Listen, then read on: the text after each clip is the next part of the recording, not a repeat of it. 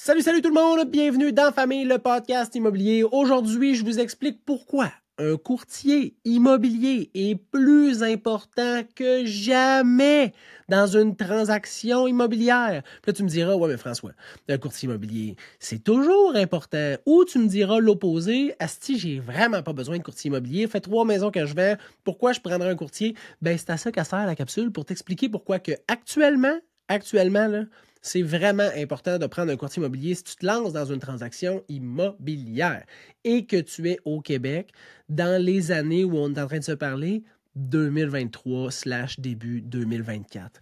Fait que commençons tout de suite. La première raison, parce que le marché immobilier présentement, là, il est en montagne russe. Il n'est pas stable, puis il n'est pas prévisible. Fait que d'un secteur à l'autre, d'un mois à l'autre, d'une ville à l'autre, c'est très, très, très différent. Et comment tu fais pour récupérer les informations, pour avoir une vision puis une réflexion objective sur le marché immobilier? Ce n'est pas TVA Nouvelle la réponse. Ce n'est pas la presse la réponse. C'est ton expert. Hein? Si on veut savoir comment l'économie va, on écoute un économiste. Si on veut savoir comment notre corps va, on va voir un médecin. Mon auto, un garagiste. Hein? Je veux dire, le développement de mon enfant, un orthopédagogue. Le marché immobilier, la réponse? Pas ton voisin. C'est pas ton voisin. C'est un courtier immobilier qui va pouvoir t'aider à voir juste, puis à avoir vraiment les bons paramètres d'analyse, puis utiliser les bons outils pour analyser le marché immobilier dans lequel tu te lances. Deuxième raison pourquoi qu'un courtier, c'est plus important que jamais, la surenchère là, est encore présente. Puis là, il y a du monde qui dit « Ah, la surenchère, c'est fini! » Tu sais, moi, voilà 5 jours, j'étais 8 à déposer une offre d'achat. 8. 8, là, ça fait beaucoup de compétition pour une seule petite maison. Hein? Là, tu me diras, oui, mais François, c'est beaucoup moins présent qu'avant. Définitivement. C'est moins présent qu'avant pour des propriétés qui ont été mises sur le marché une petite affaire trop chère ou vraiment trop chère. Mais pour les propriétés qui ont eu un affichage stratégique, là, la surenchère est encore très, très, très présente. Fait qu'à partir de là, d'avoir un courtier pour t'aider, puis tu vas voir avec les autres raisons pour lesquelles prendre un courtier, c'est plus important que jamais. Prendre un courtier, c'est une bonne idée. C'est réfléchi. Puis en plus, pour acheter, ça ne coûte rien. Pour vendre, ça coûte quelque chose, mais ça peut te rapporter plus que qu'est-ce que ça te coûte. La troisième raison, chaque condition est importante.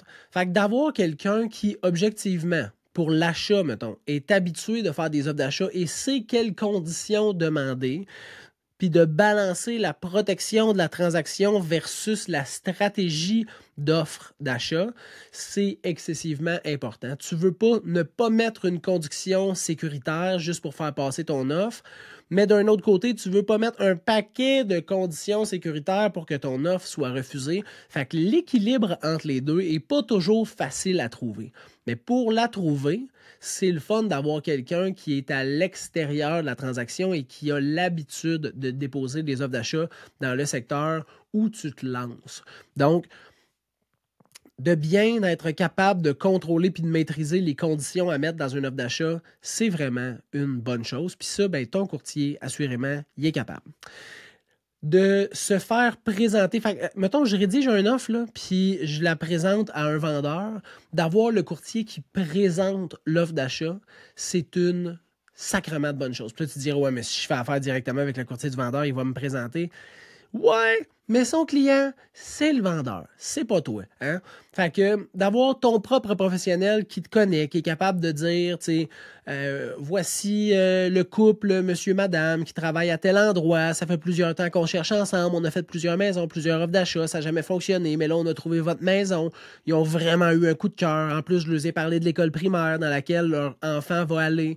C'est une bonne école, ils sont vraiment contents, ils ont vu l'entretien de la maison, vous avez fait un super bel entretien de la propriété dans les dernières années. Félicitations. Puis là, de continuer à présenter l'offre d'achat en ayant présenté le client, ça fait une grosse différence. Puis, outre de présenter le client, là, avoir un courtier qui a la capacité puis la compétence à bien présenter une offre d'achat, c'est excessivement important. Parce que chaque condition est un risque pour le vendeur. Fait que si on est capable de venir atténuer le sentiment de risque dans la présentation, là, ton courtier fait un sacrement de bon job parce que c'est quelque chose qui est essentiel.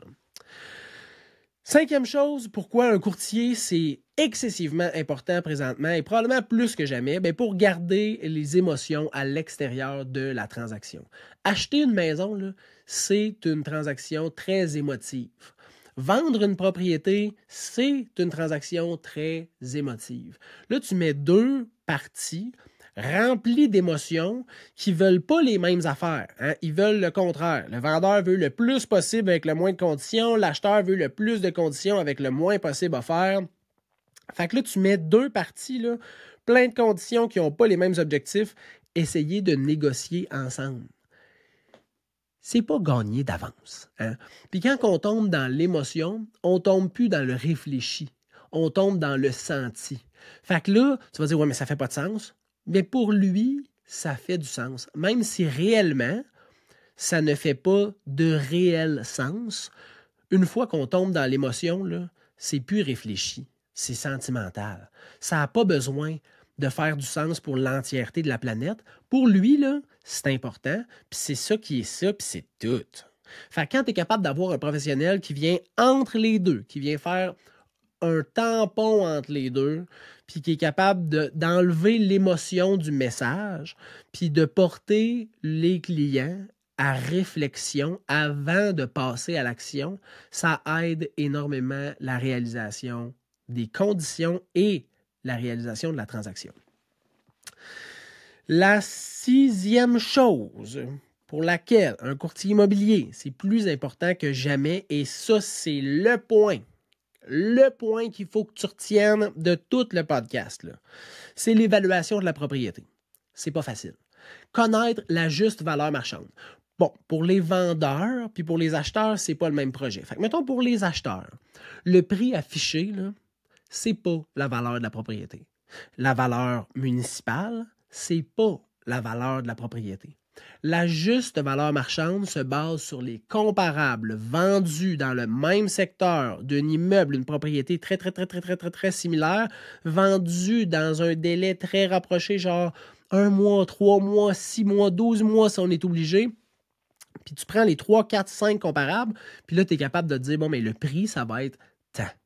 Fait que même si la maison est affichée, on va dire, à 329 000, si toutes mes comparables se sont vendus 410, 411, 407, 402, puis qui étaient affichés à 350 000, ça vaut pas 350 000, ça vaut 410. Puis je vais même te dire que ça vaut probablement 416, parce que tu vas être sûr d'avoir une acceptation, puis tu veux te mettre juste on the edge, juste un petit peu plus en avant que les autres transactions, parce que si jamais les autres font le même calcul que toi, puis lowball de 1000$, 2000$, 3000$, toi, tu vas gagner l'offre d'achat.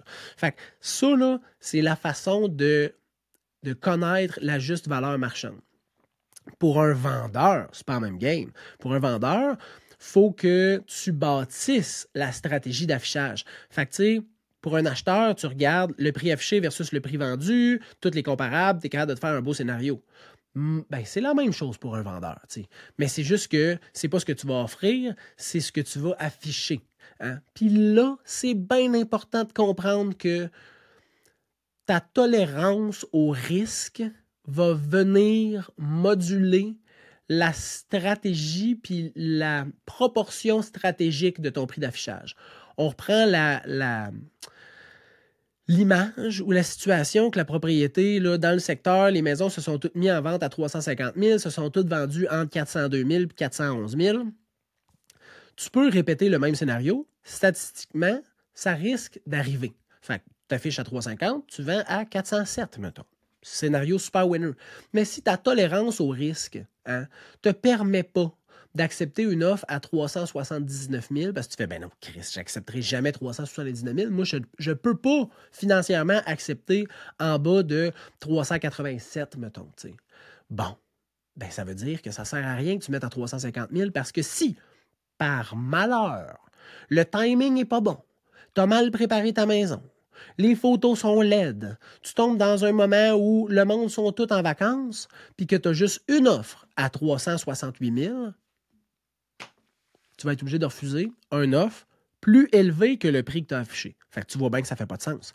Fait que faut que tu te bases sur ce qui s'est passé dans ton secteur, puis le parallèle qui fait où tu te situes dans ce scénario-là, c'est ta tolérance au risque. Fait que dans ce scénario-là, si toi c'est 387 000, ben je te conseille de peut-être afficher à 400 000. Tu vas-tu avoir moins de visites? Oui. Tu vas-tu avoir une faible probabilité de surenchère et d'offres multiples? Oui. Mais si tu as une offre à 400 000, tu vas être capable d'accepter? Oui. Puis si tu te fais négocier parce qu'il n'y a pas beaucoup d'offres sur ta maison, pas beaucoup de visites, puis que le monde le sache, puis ils font comme on t'offre 385, tu vas pouvoir venir en contre-offre à 387, 388, 390, puis ils vont probablement accepter parce qu'ils vont avoir eu un gain.